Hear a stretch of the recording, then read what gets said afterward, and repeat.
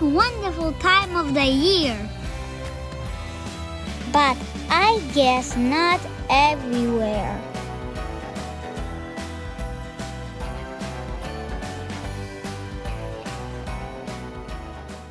Right before Christmas, we decided to check the biggest religious amusement park in the United States. Holyland USA in Waterbury, Connecticut.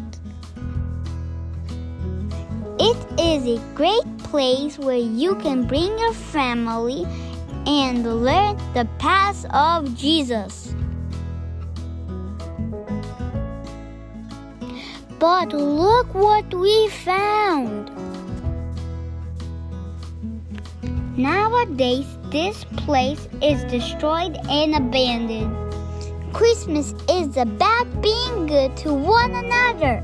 We must remember and respect our history.